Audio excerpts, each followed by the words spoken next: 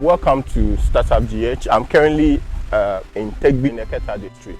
I'm currently on Catfish and Tilapia farm.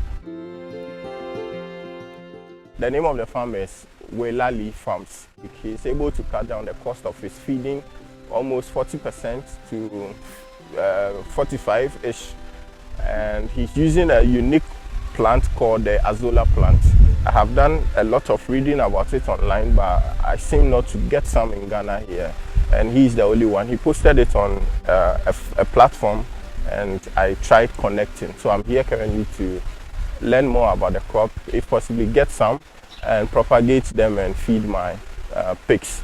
So if you are also considering cutting down or even venturing into animal production, one of the challenges you might face here in Ghana, the high cost of feeding. Plants like this can also assist you cut down the cost. It's very rich. I hear it's almost 30% plus protein content.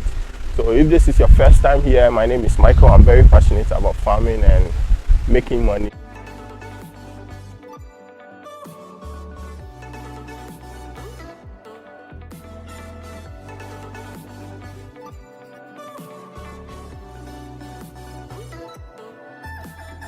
Welcome to StartupGh. Thank you. Kelly. Yeah, Kelly, you're welcome. Welcome to Welali Farm. Okay. Welali Farm. Welali, you do it now. Okay. Tell us about yourself. My name is Mayo. Mawiena Kofi Bright Mayo. Okay. Mayo is a local name, Mayo. Yeah. But the spelling spelled as a Mayo. Okay. Yeah, but actually it's Mayo. So what do you do? I'm into fish farming. I do tilapia and catfish. Okay. I have a pepper farm down here. Yes, I am an accountant by profession. Okay. I study ACCA after my secondary school, and I had a ACCA part 2. And I worked with one or two companies and then decided to work out. Okay. Start something for myself. Okay. That's why we are here. Why settle on this particular one? Yeah, fish farming, you know, when you look at the cost of fish now in our local market, it's very expensive.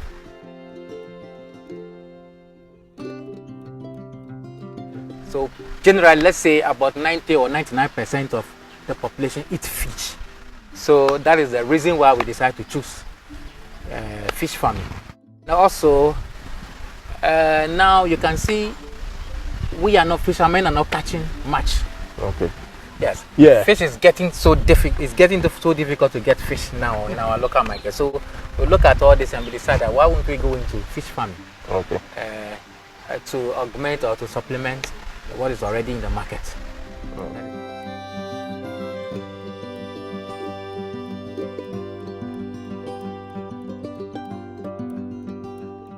You go there. What time you go? Dawn time, around 1:30. 1:30. Yeah. Wait, what time you come back? We come this morning. This morning. 7:30. Yeah. Oh, this will all you catch. Yeah. Why the fish finish for the river inside? The sea inside? No. Of late people they complain say the water no good, right? We go by lucky. If you go today, you get. The next day you get. Okay. So you go tomorrow too? We go. So far as the fish season daily, we go. When be the fish season? From this month.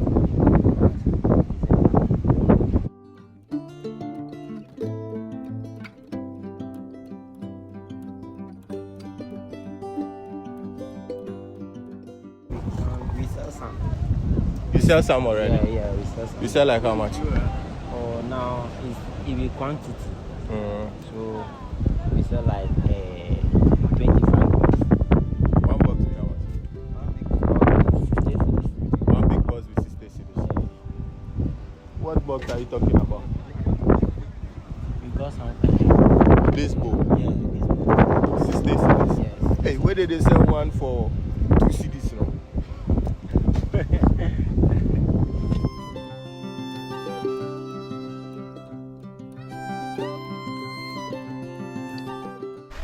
That is why we settle on fish farming. Because I realized that the fish here, I went to the chop bar to buy the fish they gave me for 10 cedis, my brother. So that is where we find ourselves now. So you find the fish farming more profitable than? Oh, sure. Fish farming is more profitable. If somebody is telling somebody something else, I would beg to differ. Fish farming is really profitable, provided you have the requisite knowledge and you do it very well. You smart to the bank. You are doing something different, which is what brought me here. That is the Azolla farming. Okay. How did you get to know about Azolla? Yeah, I visited a friend who is also a fish farmer, and then I saw a separate pond that he kept Azolla. He kept Azolla in it. So I asked, what is it about? And he said it's an Azolla. It's a protein supplement for the fish. So quickly, I went online and I read about Azolla, checked the protein content and other various nutrients in that plant alone. And it was mind-blowing. Okay. So I decided to have a separate pond also where I keep the Azolla. Then I harvest from there and then mix it with my feed if I'm mixing my own feed. And then it is cutting down my cost. Like what percentage? I dropped my costs, if I'm not lying, at least 40%.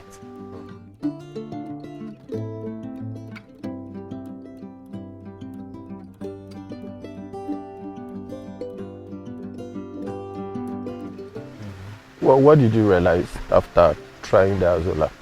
You know, the feed we've been buying, the prices are so expensive. How much do you buy them? One bag of feed, that is about 15 kg, goes for 300 Ghana cedis. 300 Ghana cedis. Yes. And you're not buying one that will last you throughout the period. Okay.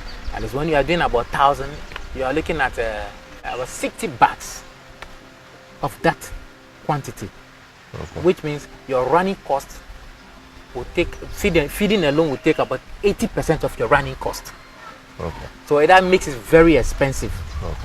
So with the much research and a whole lot of studies I've made and a lot of seminars I've attended, taught me that I can prepare my own feed. So there are local ingredients that I use. Then with Azolla, and I just add to the ingredients and then I produce my own feed.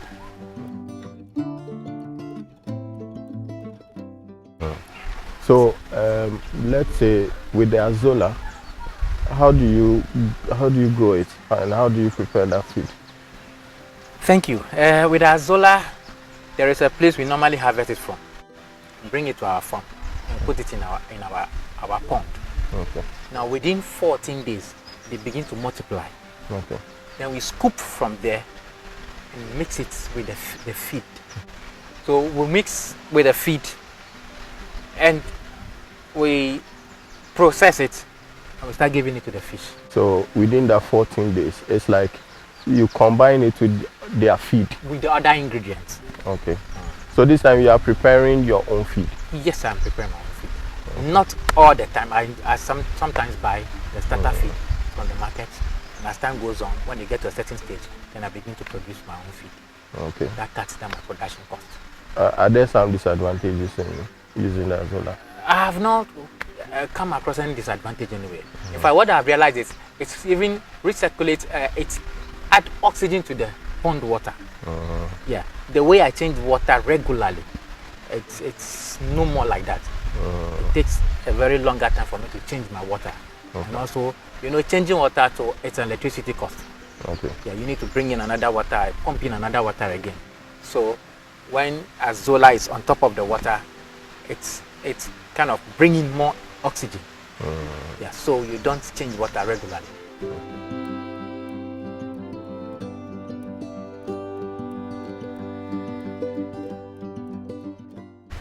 Is it expensive to grow the Azolla? It is never expensive at all. It's never expensive. People are into Azolla marketing. People sell Azolla. You can get a bucket, about 5 kg from them, have a pond, and then put it in your pond, and it will grow. Okay. Right. So it's not that expensive. I know people are selling 100, 150, 200 per bucket. Okay. So that can last you for some period. So back to my question about the profitability of the catfish farming. I would like, let's do some numbers. Yeah. Your last production. Yeah. I know your last production was. It was 1,500 pieces. 1,500 pieces. And what was your cost? Yeah, the cost of running at the time was around 5,000 to 6,000 Ghana cedis. 5,000 to 6,000 Ghana Yes. cedis. Bought the fingerlings, bought the feed, and then electricity cost, and other minor repairs or minor, repair works. What about the cost of the permanent structures? This is a capital expenditure that cannot be written off within one particular year, one accounting year. Okay. So we spread the cost over the useful life of the structure. Okay. So we cannot take the whole cost from our profit in 1 year. Okay. So we break it down. Let's say we can say this project or this asset can last for about 20 years. Okay. So we share the cost over 20 years. Then every year we write off part of it in our profit statement. We are depreciating it. We depreciate it. Yes.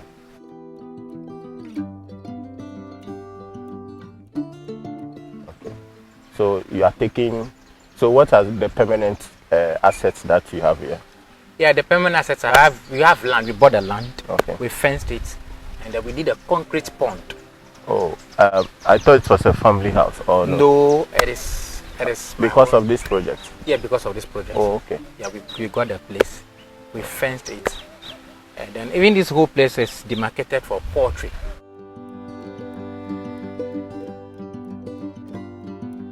Okay. We have not started the poultry yet. Okay. So we decided to do some small pepper farm here. Okay. Yeah. So our structure where we have for the staff, we have one staff Okay. that stays at the site, and then so with our pumping machine is also one of our assets. Okay. Those are the assets we have. Did you have to drill the water or the Yes. It's a borehole. We drill a borehole. So and the machine you have is to pumping factor that it. one Yes, too. we factor that one also into the asset cost. Okay. So right now you are writing off. You have spread all those permanent costs Yes. over 20 Over years. 20 years. So let's talk about the Running cost. That's the running cost. So we bought the fingerling. That's our first time. So we bought the fingerling. Okay. And then 1,500. 1,005 pesos. How much did you buy it later? One fingerling cost us 1 cedi 1 per cedi. each. So 1,000 is 1,500. Okay. Yes, that's what we got. And we bought feed. And then we started our operation. Okay. And it's God being so good, it ended well. First month, how many did you lose? Mortality, yeah. I lost about 53 there, about 53 out of the 1,500. But normally when you buy fingerlings, they give you mortality rate or mortality discount. Okay. How many? I was given 50 pieces. Okay. So I lost 53. Okay. It didn't affect me much. Yeah.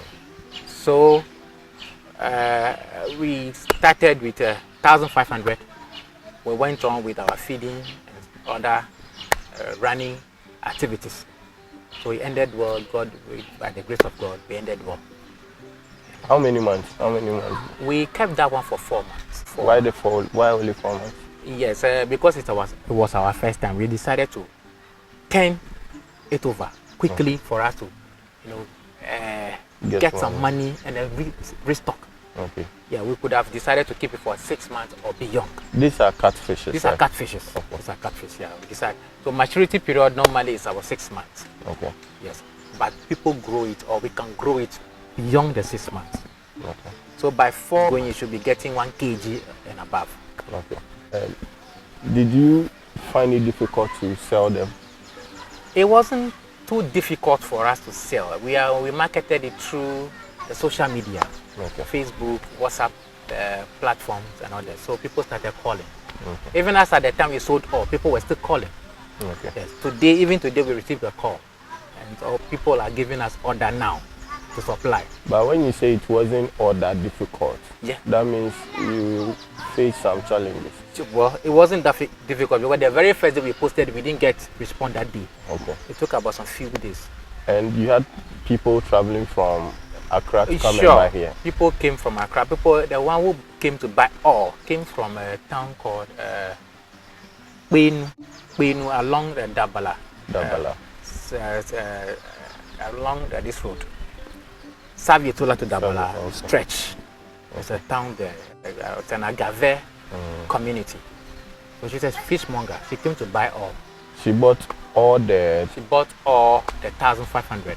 Okay. In total, how much? We made about 1,500. So 15,000. Sorry, 15,000. 15,000 Ghana cedis. Okay. That's what we made. So when we take away our running cost, about 5,000. So you said 5,000, 6,000. 5,000, 6,000 thereabout. So approximately, let's say 9,000. 9,000 profit. Yes, that's what we got in the 4 months. The running cost, it included the caretaker. The salary, Okay. feeding. Yep. Okay. 9,000 for 4 months. And you say it's profitable. Yes, it is profitable because that was the quantity we did was not much. What's not much? It was just 1,000. But if you had, we have the capacity to do over over 8,000. Okay. We can even do about 10,000. Okay. But that was our test run. Okay. Yeah, we see it as a blessing. Okay. So how did Azolla contribute to your production? Yes. Had it not been Azolla, our feeding cost would have even shot to maybe 8,000. Okay. Yes, but Azolla coming in as a protein supplement, Okay. we were able to cut down our feeding cost. Okay. And I remember there is a woman who is a pig farmer. Okay. She came to me and I introduced her to Azolla. I harvested Azolla for her. She took it to her farm. And then pigs are doing very well.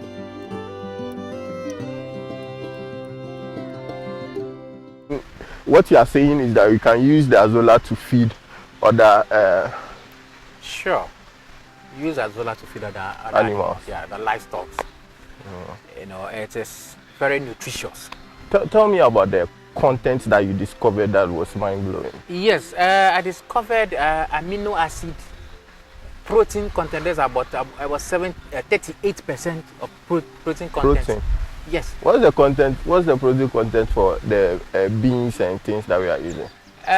Beans contains about 27%, 27. just about, if I'm not mistaken. Then Azolla is It's 37. about 37% Wow. of protein. So I realized that this is okay. Then I can supplement it. I can substitute it Okay. for other. What feed. are the minerals? Minerals? There are a lot. I can't remember okay. of head.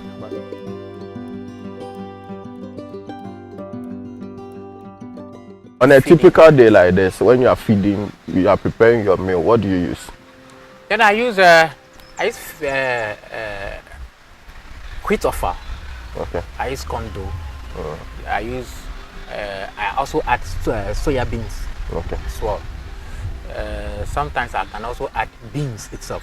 Okay. Then I use there is this coconut chaff after Grating the coconut. yes, when they prepare oil. Okay. then when they squeeze it, that chaff that And comes there are a out. lot of coconuts. Yes, I have coconut trees here. So most of the times when they are dried, I sell it to the oil producers. Okay. Then I also get that chaff from them. And I mix it with my ingredients. Then I use cassava dough as well. Yeah. Sometimes too, I also add animal blood. I go to abattoir and I see the butchers. So I can get a little bit of blood in addition to Azolla. So to complement, you know, the protein content. Yeah. So those are the ingredients. Basically, those are the ingredients that I use.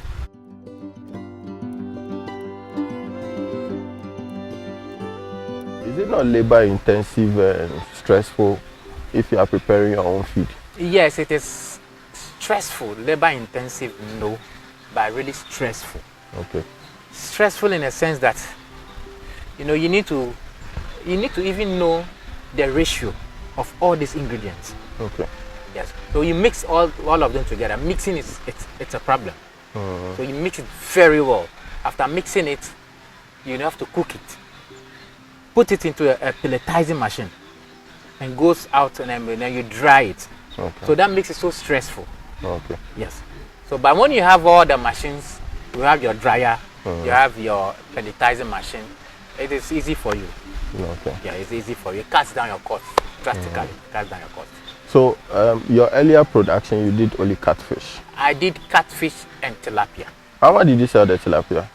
Tilapia, the woman came. I sold. There's a sizable about a finger like this. It was 4 for 20 cedis. 4 for 20 cedis. Yes. And do you know the quantity you used for the tilapia? Quantity of tilapia? Yeah. Yeah. At the time I sold tilapia, it was just 1,000. Tilapia was on a small scale. Okay. So it was just 1,000 Ghana cedis. Okay. That we realized from the sale of tilapia. Okay. Yeah.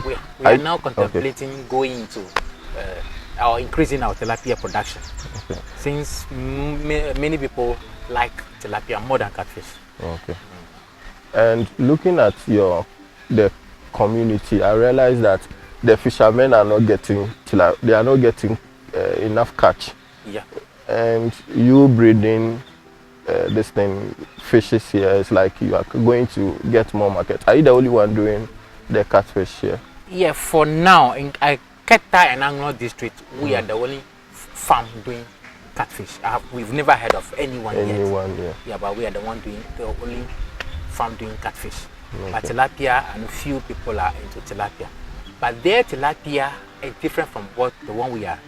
We are having a Nile tilapia here. Which one is the Nile tilapia? The Nile tilapia, you can get it from the Volta River. Okay. Yeah, you can get it from the Volta, but not from Keta Lagoon. What's the difference? Fine. The difference, it's their look. Okay. They look totally different from each other. And then the Nile tilapia goes faster than the Keta Lagoon tilapia. Do they taste the same? Do they? The taste. The taste? Yeah, sure. Oh, okay. The taste is the same.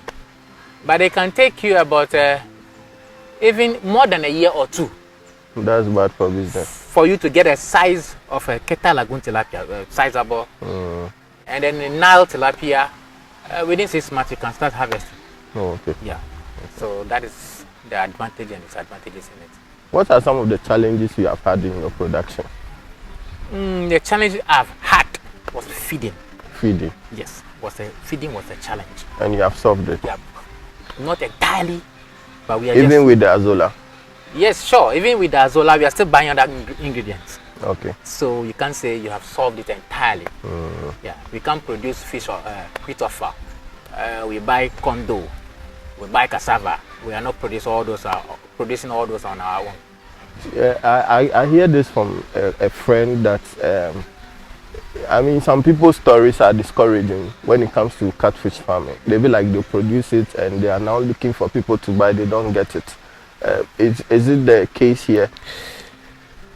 Yes, it is the case. Not only here.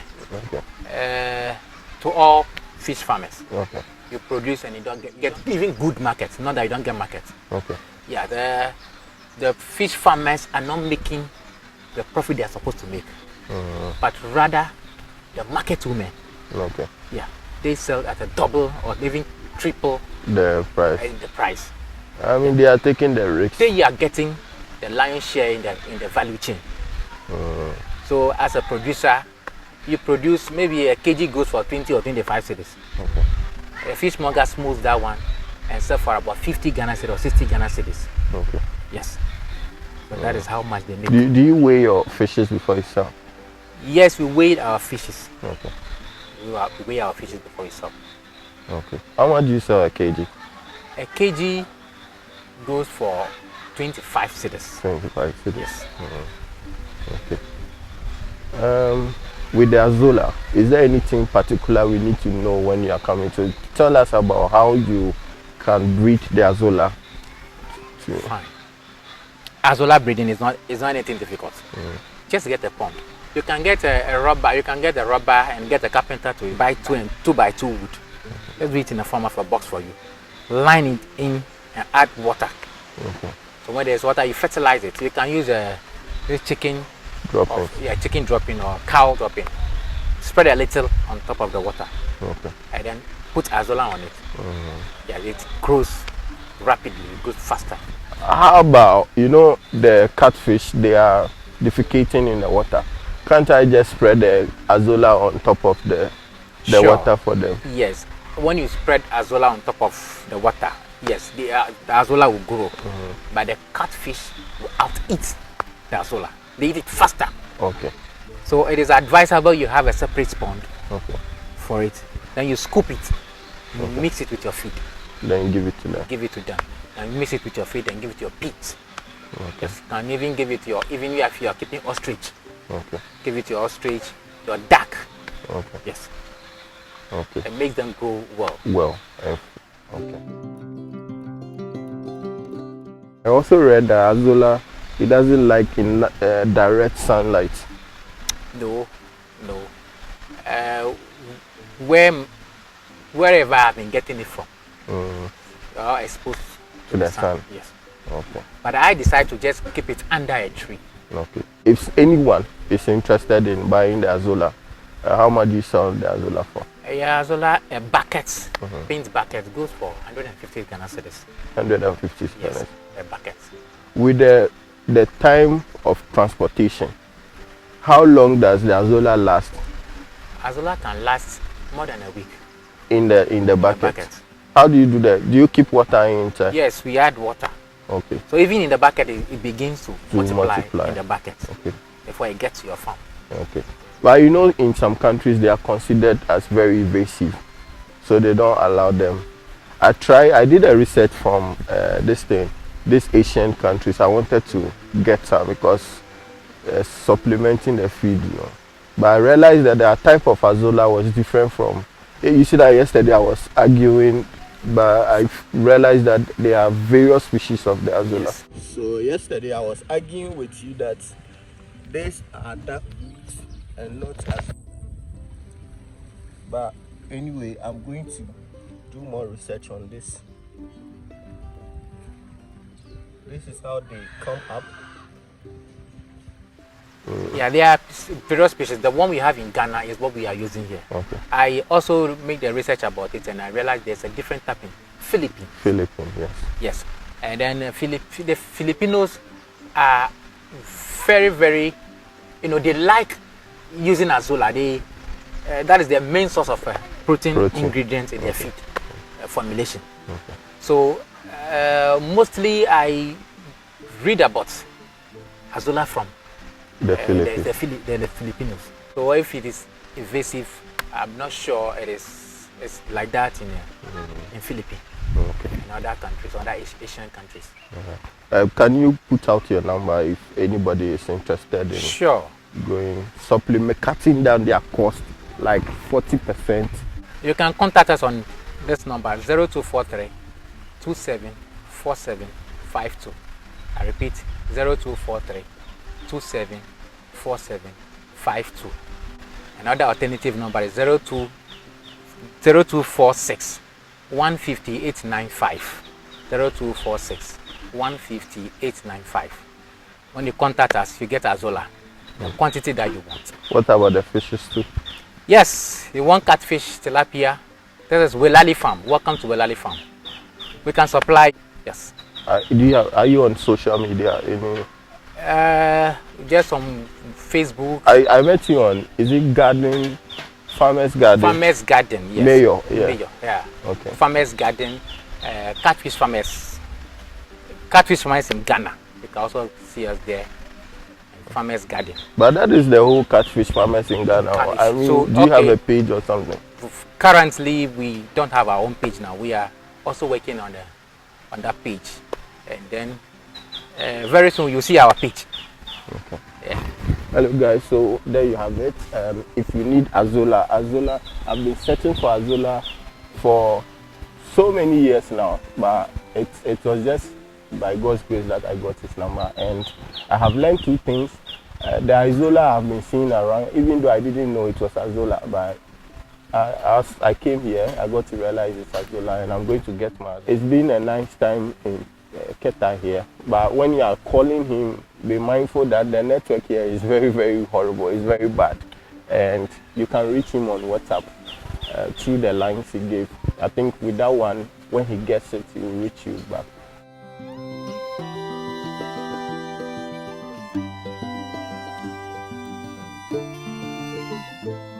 Thank you very much for watching. Keep subscribing and liking. Help me, do me a favor, like the video and share the link.